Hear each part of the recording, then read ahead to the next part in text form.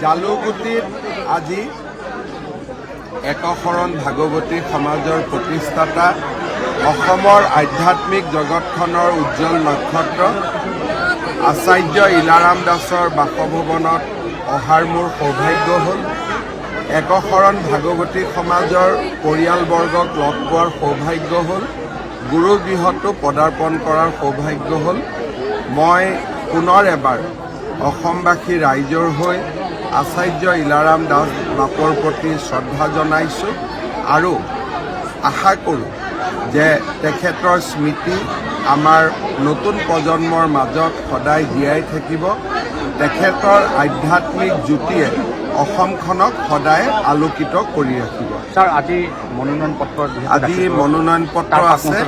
তাৰ প্ৰাক মুহূৰ্তত গুৰুগৃহত আহি মই ভগৱানৰ ওচৰত বিজয়ৰ বাবে প্ৰাৰ্থনা কৰিলোঁ।